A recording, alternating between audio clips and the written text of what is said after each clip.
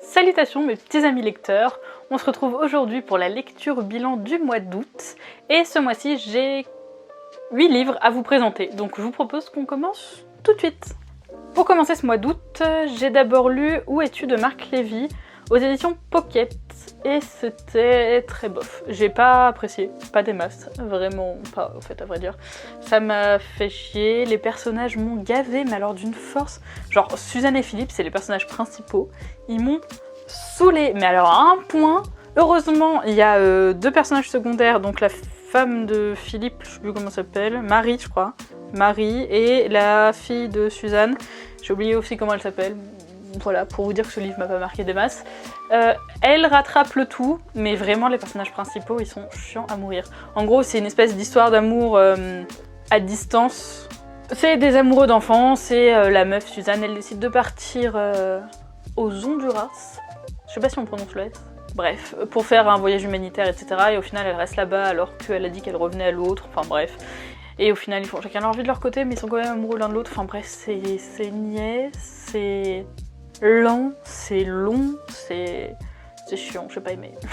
Vraiment, j'ai pas apprécié. Ensuite, j'ai lu Si je reste de Gail Forman aux éditions Pocket, toujours, et pour le coup, ça a été une excellente surprise. Je vous avoue que je m'y attendais pas, je m'attendais à un truc pareil, nuant, un peu cucu, on va pas se mentir. Et au final, c'était très cool. C'est pas joyeux comme histoire par contre, hein.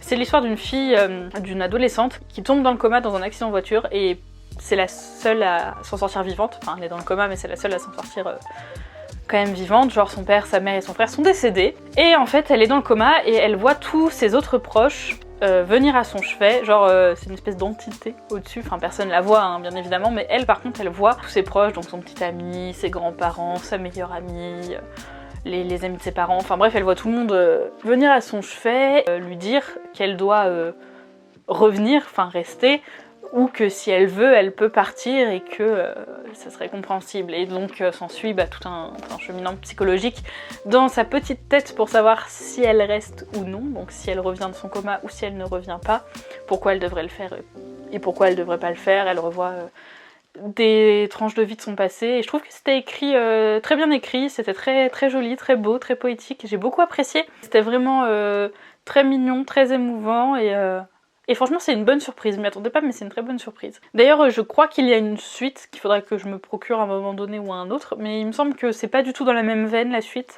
donc je verrai. Mais en tout cas celui-là, vraiment très bonne surprise. Il est très court, hein, donc il se lit rapidement, il est très émouvant, il est très beau, il est très poétique, c'est très bien écrit, donc si vous cherchez un petit livre sympa, là pendant les vacances c'était nickel. J'ai enchaîné ensuite avec Les aventures d'un apprenti gentleman de Mackenzie Lee aux éditions Pocket Jeunesse, et ce livre il est énormément passé sur Bookstagram, sur Booktube, sur tout ça, il a été très montré. Je l'ai reçu moi dans une 1001 livres box il me semble, oui c'est ça, je l'ai reçu dans une 1001 livres box. Disons que c'est plus ou moins le genre de livre que je pourrais acheter parce que c'est quand même un roman quand même historique, mais c'est une romance MM et j'avoue que c'est pas forcément les romances, déjà c'est pas enfin les romances de base c'est pas mon truc, donc je me tournerai pas vers une romance. Là on me l'a envoyé dans une box, donc forcément je l'ai lu, hein. Et au final c'était très cool, c'était très sympa, j'ai passé un très bon moment, parce qu'il y a de la romance, hein, bien évidemment il y en a pas mal, mais c'est aussi un roman d'aventure, avec une histoire, une intrigue, même un poil de surnaturel, et vraiment c'est très très cool. En plus j'ai adoré le fait que ce soit historique, que ce soit l'Angleterre de l'époque, enfin l'Angleterre plus ou moins parce qu'il traverse l'Europe, de l'époque, je sais plus quelle époque c'est d'ailleurs, je vais pas vous dire de conneries, vous pouvez prendre un thé en attendant, le temps que je trouve. 18e siècle, voilà, j'ai trouvé. Donc l'Europe du 18e siècle, et le fait que justement ce soit deux hommes qui s'aiment, ça pose un peu problème à cette époque-là, surtout qu'il s'agit d'un noble et d'un peu moins noble, qui en plus est noir, donc je vous raconte pas, un peu compliqué pour ce pauvre garçon, il est noir, homosexuel, tout ça, à l'époque c'était pas bien vu. Mais justement j'ai trouvé que c'était très bien écrit, très bien amené, la romance, et même elle m'énerve un peu des fois parce qu'elle est un peu je t'aime moi non plus, mais à la fin quand même j'avoue je les apprécie. Et puis c'était très chou, les sujets abordés, sous couvert d'aventure, de romance, d'histoire, sont hyper importants. Ça parle de racisme, ça parle d'homophobie, ça parle également, grâce à la sœur de Monty, donc Monty c'est le personnage principal, ça parle de féminisme, enfin ça parle de vraiment beaucoup de sujets qui sont bien abordés, parce qu'ils sont pas... Enfin ça reste un livre jeunesse, donc ils sont abordés de manière légère, tout en montrant que c'est important. Et franchement c'était super, j'ai beaucoup aimé la plume de l'auteur et franchement c'était très très cool, j'ai passé un bon moment, vraiment un bon moment. Et pareil, je vais me procurer la suite qui s'appelle Les Aventures d'une Lady Rebelle si je me trompe pas, et c'est basé justement là sur la sœur de Monty, donc je vous ai dit c'est le personnage principal. Mais c'était très sympa, j'ai passé un très bon moment, pareil pour les vacances, c'était nickel sur la plage. Ensuite, dans un autre registre, enfin plus ou moins parce que ça reste de la romance, j'ai enchaîné avec La Forme de l'eau de Guillermo del Toro et Daniel Kraus, et c'est un coup de cœur. Vraiment, j'ai adoré ce livre. Il est très particulier, hein. Vraiment, il faut... Le genre est très particulier, c'est écrit de manière particulière, l'histoire est particulière, enfin vraiment c'est très spécial, mais c'était si beau, si poétique, si touchant, si prenant, si haletant, si... J'ai adoré, c'était juste génial, j'ai pleuré, j'ai eu peur, j'ai été dégoûtée. Il y a de l'amour, enfin, malgré les différences et tout, c'était si beau. En plus, le livre, enfin, je sais pas si vous le voyez, mais il est magnifique, qu'on se le dise. Et dedans, il y a des illustrations, elles sont trop belles. Déjà, les débuts de partie. Et il y a des illustrations, si j'arrive à vous en retrouver une, à un moment donné. C'est bon, ça fait la mise au point. Oui. C'est magnifique, genre vraiment, ça rajoutait à l'atmosphère du roman qui est très spéciale. Vraiment, c'est une atmosphère... je sais pas comment vous la décrire parce que vraiment, je me suis sentie dans le livre, je me suis sentie gênée, je me suis sentie... parce que c'est quand même un peu... Enfin, c'est un peu dur. Il y a un personnage, notamment le grand méchant, hein, qu'on se le dise, qui est vraiment violent. On voit vraiment comment il perd la tête, etc. Et il en fait des trucs assez gore, assez compliqués. On voit aussi Elisa, donc Elisa qui est le personnage principal, là, qui tombe amoureuse de Brankia Deux, je crois que c'est comme ça. Bref, elle tombe amoureuse de l'homme de l'eau, quoi, l'homme sirène, et puis on voit comment ils s'aiment malgré le fait qu'ils soient pas du tout pareils, hein, parce que bon, elle c'est une humaine, lui non. En plus, elle est muette, elle se fait martyriser et tout. Enfin, c'est vraiment waouh. Il y a beaucoup de choses lourdes, compliquées abordées dans ce livre, mais c'est si beau. Enfin, ce livre est magnifique, il est magique, il transporte. Il y a eu un film d'ailleurs sur ce bouquin, et apparemment, pareil, le film est génial, donc il faudrait que je le regarde un jour. Mais vraiment, lisez ce livre, il est super. Après quelque chose de bien lourd, de bien dense, de bien compliqué, j'ai enchaîné avec une lecture un peu plus légère. Il s'agit du tome 3 de Phobos de Victor Dixon aux éditions Collection R. D'ailleurs, je vous ai pas dit, je crois, mais l'édition de La Forme de l'eau, c'est Brajlon. Et ils font des super éditions. Donc, je disais, Victor Dixon, Collection R, je sais pas si vous êtes au courant, mais j'adore Victor Dixon, c'est un de mes auteurs favoris, donc c'était un peu une valeur sûre pour moi. J'ai adoré ce tome, vraiment, je crois que c'est un de mes préférés pour le moment. Il se passe énormément de choses, d'ailleurs ça se voit, il est un peu plus gros que les autres. Il se passe énormément de choses, il y a des retournements de situation, il y a des révélations, il y a tellement de choses qui se passent, j'ai pas pu m'arrêter une seconde. C'est un beau pavé, hein. Il fait quasiment 600 pages et pourtant je l'ai lu d'une traite. C'était assez hallucinant. J'adore toujours autant les personnages, hein, que ce soit Marcus, que ce soit Mozart, que ce soit même Alexei, s'il m'énerve, au final je l'aime bien. Léonore, n'en parlons pas, hein, c'est mon personnage préféré, en même temps c'est le personnage principal, je pense que c'est un peu voulu. Et vraiment c'est super, j'adore cette saga, c'est vraiment une super saga, moi qui adore l'espace. Le fait que là ça soit mêlé, il y a un côté scientifique, il y a un côté thriller, il y a un côté... romance, vraiment il y a de tout, c'est vraiment tous les genres dans ce roman et c'est hyper cool parce que comme ça, enfin moi j'aime pas trop quand c'est que un genre et qu'il n'y a rien d'autre, et là franchement c'est hyper cool, ça se lit hyper bien, t'as tellement envie de savoir la suite.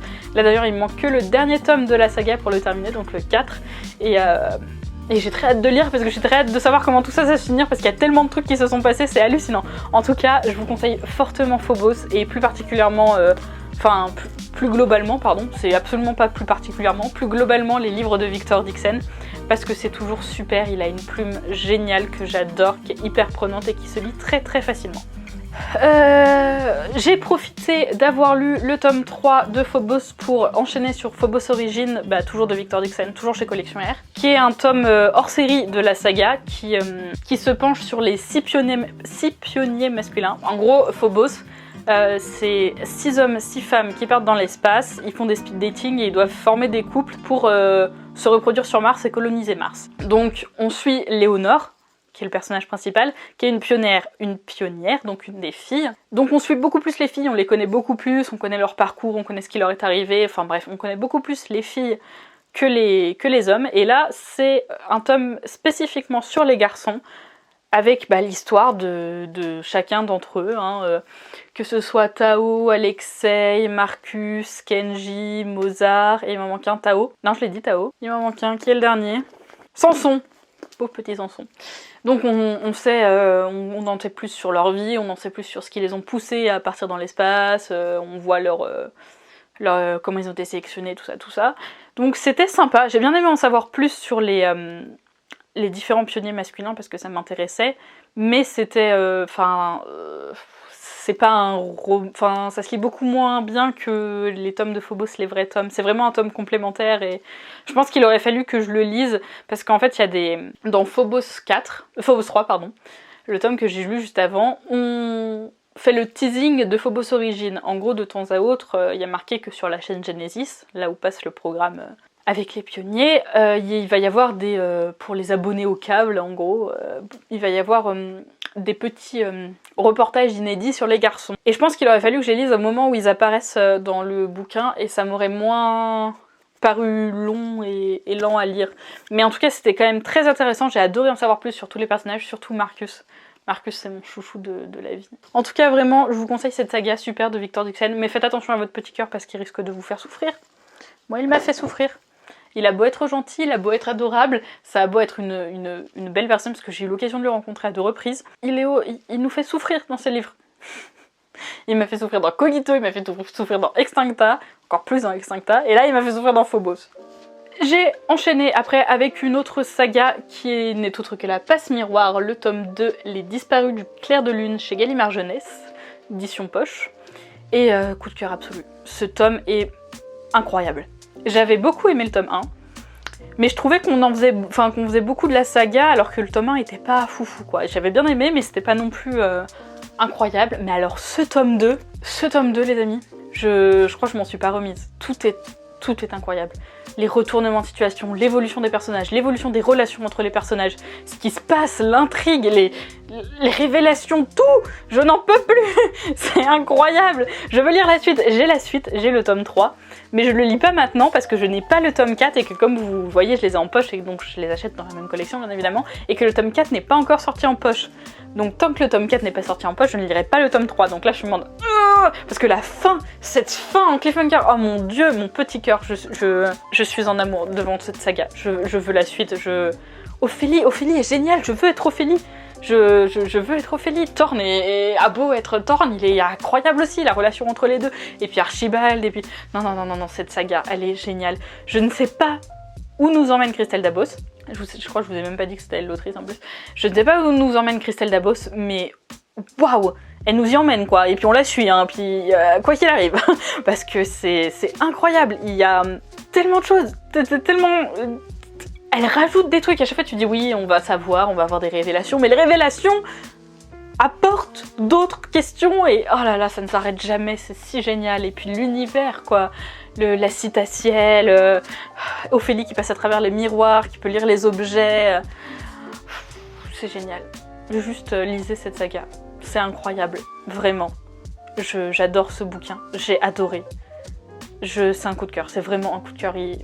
Lisez cette saga, c'est génial, c'est incroyable. Enfin, le dernier livre que j'ai lu ce mois-ci n'est autre que cette grosse brique, Le Gang des rêves de Luca Di Fulvio, je vais y arriver, aux éditions Slatkin & Co. Enfin, Slatkin & Compagnie. C'est une grosse brique, une grosse bricasse, et c'est beaucoup moins drôle, ça parle de viol, de mort, de pauvreté, de tristesse, enfin tout ça quoi. On pourrait s'attendre, vu les premières scènes, on commence directement, je vous le dis clairement, pour ceux... Enfin, pour ceux qui voudraient lire le livre, histoire que vous sachiez que vous ne soyez pas surpris, parce que moi je m'y attendais pas forcément en lisant le résumé, et je pense que c'est quand même important de prévenir quand il y a des scènes comme ça. La première scène, directement, c'est un viol, hein, qu'on se le dise, la première scène. La première ou la deuxième, enfin bref, ça parle de viol dès le début, il y a une jeune fille qui se fait violer, c'est pas la joie, mais c'est pour amener ensuite tout l'espoir et toute la reconstruction qu'il peut y avoir quand on est entouré des bonnes personnes et quand on est soutenu, etc. Et je trouve que malgré le fait que ça pourrait paraître un roman triste et autres, au final c'est vraiment une ode à l'espoir, un message fort. Enfin, il y a beaucoup d'humour aussi quand même dans le livre. Je veux dire, le jeune garçon qui s'appelle Christmas, qui est le personnage principal, avec la petite fille qui se fait violer, il est incroyablement drôle et il veut s'en sortir alors qu'il a rien, vraiment il a rien, et il arrive à faire tellement de choses juste parce qu'il a envie de le faire et qui veut aussi épater la jeune fille qui, elle, par contre, vient d'une famille riche et qui malheureusement elle s'est fait violer. Enfin bref, c'est lui qui l'a retrouvée, c'est comme ça qu'ils se rencontrent. Et il veut tout faire pour qu'elle aille bien, pour la sauver, pour être avec elle, pour pouvoir lui parler, pour pouvoir l'impressionner. Et résultat, il déplace des montagnes, c'est assez impressionnant. Et elle, pareil, elle se reconstruit de manière assez impressionnante malgré tout ce qu'elle a vécu, parce qu'il y a plein de choses qui lui arrivent, c'est pas la joie, c'est... Enfin bref, ce roman est vraiment fort, vraiment poignant.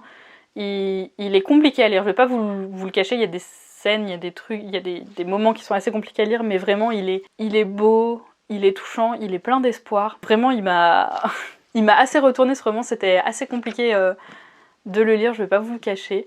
Mais franchement c'était super, donc je vous le conseille fortement. Si vous êtes assez vieux bien évidemment pour le lire, je ne sais pas quel âge ont les gens qui regardent, mais je pense qu'ils n'ont pas 4 ans, mais bon, si vous êtes assez vieux pour le lire, je vous conseille de le lire. Ça se passe entre 1910 et 1930 aux États-Unis.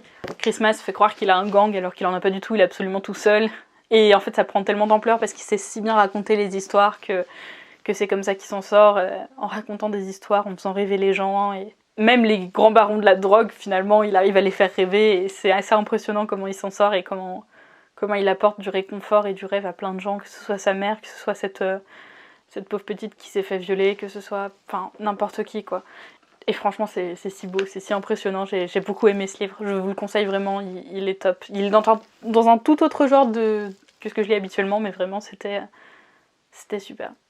Voilà, je vous ai présenté les 8 livres que j'ai lus ce mois-ci. Il y a eu même beaucoup de bonnes lectures. Donc si je dois vous conseiller un livre, absolument La Forme de l'eau. Si je dois vous conseiller une saga, La Passe Miroir. Et puis si vous voulez aborder des sujets plus importants, plus lourds, bien qu'il y en ait dans La Forme de l'eau, Le Gang des rêves. En tout cas, ça a été un très bon mois pour moi, qui avait mal commencé parce que Où es-tu, ça, comme je vous l'ai dit, bof bof. Mais au final, j'ai eu plein de bonnes lectures, donc je suis bien contente. J'espère que cette vidéo vous a plu.